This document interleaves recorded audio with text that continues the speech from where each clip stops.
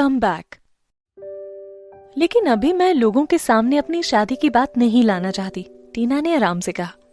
फिर उसने अपने चेहरे पर विश्वास भरे भाव लाते हुए बोला, मैं जानती हूँ कि रणविजय की मदद से मैं एक रात में ही स्टार बन सकती हूँ, लेकिन मैं ऐसा नहीं चाहती। मेरी इच्छा है कि दुनिया में लोग मुझे पहले मेरे नाम से जाने, बाद में रणविजय की पत्नी के रूप में। 3 साल पहले मैं मुंबई की टॉप मॉडल थी, अब फिर से मुझे उसी पोजीशन पर पहुंचना है। मैं लोगों को दिखा देना चाहती हूँ कि आखिर टीना कौन है, और मुझे इसके लिए किसी की मदद की जरूरत नहीं है। ऋतिका, अगर तुम मेरे साथ नहीं रहना चाहती तो कोई बात नहीं, तुम जा सकती हो, मैं तुम्हें नहीं रोकूंगी, बल्कि मैं पीजी ग्रुप से भी अच्छी किसी कंपनी में तुम्हारी जॉब लगवा दूंगी। टीना, तुम क्या बकवास कर रही हो? अगर मुझे जाना होता तो मैं कब की जा चुकी होती, लेकिन अब तुम्हारे साथ मैं भी पीजी ग्रुप की बर्बादी देखना चाहती हूँ, ऋतिका ने विश्वास भरे लहजे में कहा। लेकिन क्या तुम अब भी पीजी ग्रुप में ही काम करती रहोगी? तुम्हें क्या लगता है? टीना ने ऋतिका का मन जानने के लिए पूछा। प्रणय पर मैंने जितना यकीन किया था उसने उतना ही मेरा फायदा उठाया है। अब चाहे जो हो जाए, मैं उसे सबक सिखा कर रहूंगी। जैसे ही टीना ने ये बात कही, ऋतिका के चेहरे पर हंसी आ गई। फिर उसने अपनी हंसी रोकते हुए कहा, पता है टीना, मैं तुम्हारे साथ इतने सालों से हूं, लेकिन आज तक मुझे ये लगता था कि तुम बहुत सीधी हो, किसी का कुछ नहीं कर सकती।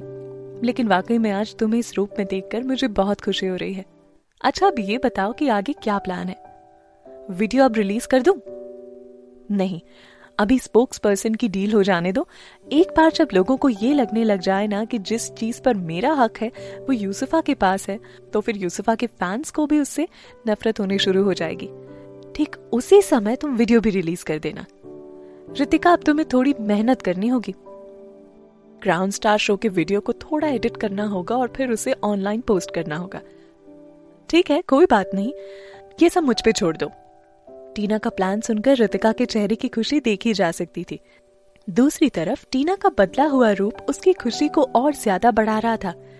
उसने कभी उम्मीद भी नहीं की थी कि टीना कभी इतनी स्ट्रांग हो सकती है। उन दोनों की बातें खत्म होने के बाद टीना ने रणविजय के आदमी से ऋतिका को सुरक्षित घर छोड़ने का ऑर्डर दिया। इसके बाद टीना जैसे ही अपने बेडरूम में पहुंची तो वहां पर रणविजय हाथ में रेड वाइन से भरे ग्लास लिए सोफे पर बैठा था। टीना अभी थोड़ी नर्वस फील कर रही थी, फिर भी वो जाकर रणविजय के बगल वाले सोफे पर बैठ गई।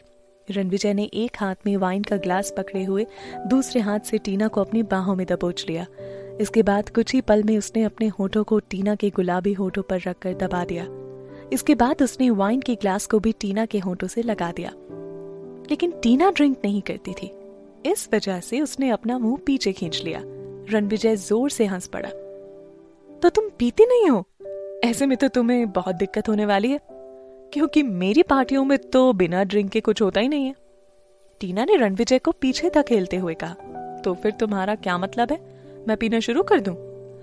रणविजय ने मुस्कुराते हुए कहा, जी बिल्कुल, अभी से आदत डालनी होगी तुम्हें, तुम्हारे लिए ही अच्छा रहेगा। अच्छा तो फिर पिलाओ, टीना ने शरारत भरे लफ्जों में कहा। रणविजय ने जैसे ही ग्लास को टीना के होठों की तरफ बढ़ाया, टीना ने उसका हाथ पकड़ लिया और बोली, ना ना, ऐसे नहीं, जैसे पहले पिलाने के लिए आए थे वैसे आओ। रणविजय को समझ आ गया था कि टीना क्या चाहती थी। उसने तुरंत ही अपने होठों को लाकर उसके होठों पर टिका दिया और बड़ी शिद्दत से टीना के गुलाबी जैसे होठों का रस पीने लगा। लेकिन इस बार वो काफी देर तक अलग नहीं हुए, बल्कि किस करते करते दोनों सोफे पर ही लेट गए। टीना के होठों को चूमने के साथ ही रणविजय अब उसके बदन के और हिस्सों पर भी अपने होठ फिराने लग गया था। रणविजय का एक एक किस टीना के बदन में गुदगुदी फैला रहा था। आज से पहले कभी भी टीना ने इतनी वासना का अनुभव नहीं किया था। रणविजय ने टीना को अपनी बाहों के बीच जकड़ रखा था और उसे पागलों की तरह चूमे जा रहा था। बेबी प्लीज बेड पर चलो ना, यहाँ सोफे पर नहीं, टीना ने वासना से भरी बिल्कुल धीमी आवाज में कहा। जैसे ही रणविजय के कानों में टीना की आवाज गई, उसने तुरंत ही टीना को अपनी गोद में उठा लिया, फिर बाथरूम में ले जाकर उसे बाथटब में लिटा दिया। ये क्या है, यहाँ क्यों आए? टीना ने पूछा। रणविजय ने टीना को बाथटब में लिटाने के बाद खुद को टॉवल से लपेट लिया। टीना, पहले मैं तुम्हारे दिल में अपनी जगह बनाना चाहता हूँ। जब मैं तुम्हारे दिल में जगह बना लूंगा तब मैं तुमसे नजरें मिलाकर ये सब कर पाऊंगा। तुम मुझे पसंद नहीं करती क्या? अभी मतलब तुम्हें मुझ पर भरोसा नहीं है क्या? रणविजय ने टीना के गालों पर हाथ रखते हुए उसकी आंखों में देखते हुए कहा, टीना, ऐसी बात नहीं है कि मैं तुम्हें पसंद नहीं करता, लेकिन मैं चाहता हूं कि तुम सिर्फ मेरी रहो, तभी मैं तुम्हारे साथ ये सब कर पाऊंगा। तुम समझ रही हो ना मैं क्या कह रहा हूं? टीना ने रणविजय के हाथों पर अपना सिर रखते हुए कहा, मैं समझ रही हूँ। पता है रणविजय, आज तक किसी ने मेरी इतनी परवाह नहीं की जितना तुम करते हो, ना ही कभी किसी ने मेरे बारे में कितना कुछ सोचा है।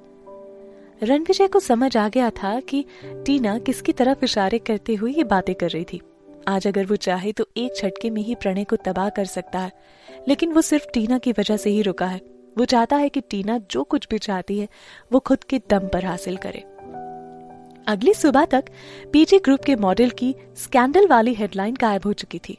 इसकी जगह पर अब प्रणय और यूसुफा की न्यूज और वीडियो काफी तेजी से वायरल हो रही थी।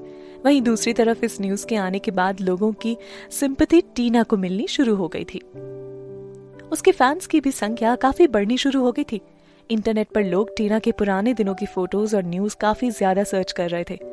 टीना ने धीरे धीरे फिर से मॉडलिंग इंडस्ट्री में वापसी करनी शुरू कर दी। खास तौर पर क्राउन के स्टार शो के बाद भले ही लोगों को ये बात बुरी लगी थी कि वो यूसुफा की जगह पर स्टेज पर आ गई थी, लेकिन उस वक्त भी टीना के रूप को देखकर सभी की नजरें उस पर टिकी हुई थी। उसने अपनी अदाओं से सभी को दीवाना बना दिया था। यहाँ तक कि जो डिजाइनर उस दिन यूसुफा की जगह पर टीना को देखकर काफी नाराज हो गया था, वो भी अब टीना की पुरानी फोटोज देखकर उससे काफी अट्रैक्ट था। उस दिन जो ज्वेलरी टीना ने पहनी थी वो भी उस पर बहुत फब रही थी।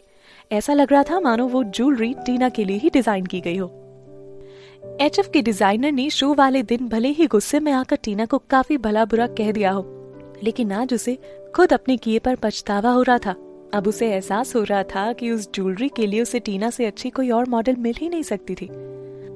साथ ही टीना द्वारा अपने किए की माफी मांग लेने के बाद एचएफ के डिजाइनर को उस पर भरोसा भी होने लग गया था। तुरंत ही एचएफ कंपनी की टॉप अथॉरिटी ने एक मीटिंग की और फिर स्पोक्स पर्सन को चेंज करने का फैसला किया। तुरंत ही उन्होंने पीजी ग्रुप के हेड प्रणय गुलाटी को फोन किया। हेलो मिस्टर स्टीफन, यूसुफा अब लगभग ठीक हो गई है। आपके नए प्रोडक्ट की लॉन्चिंग में कोई देरी नहीं होगी? प्रणय ने फोन उठाते हुए कहा।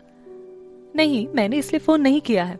एक्चुअली प्रणय, हम अब अपना स्पोक्स पर्सन चेंज करना चाहते हैं। अब हमने यूसुफा की जगह टीना को स्पोक्स पर्सन बनाने का फैसला किया है। एचएफ के अधिकारी ने प्रॉपरली इंग्लिश लैंग्वेज में कहा।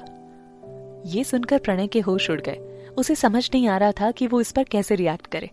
नहीं सर, मुझे नहीं लगता कि आप सही कर रहे हैं। यूसुफा आपकी ज्वेलरी के लिए परफेक्ट है।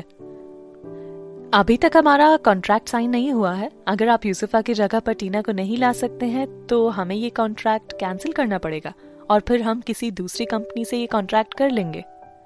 हमारे पास यूसुफा से अच्छी दूसरी मॉडल भी है, प्रणय ने उसे समझाते हुए कहा। लेकिन हमें सिर्फ टीना चाहिए, हमारे पास कोई और ऑप्शन नहीं है, स्टीफन ने कहा। अब प्रणय के पास उसकी बात मानने के अलावा कोई और चारा नहीं था।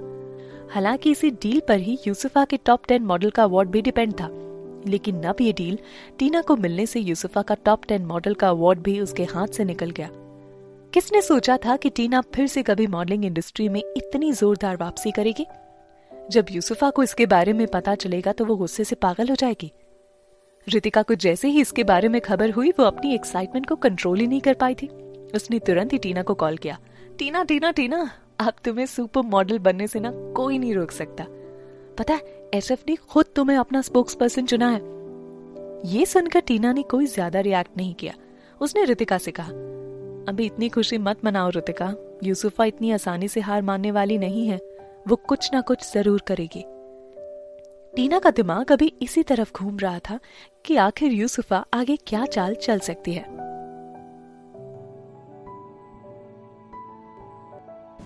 यहाँ बस इतना ही।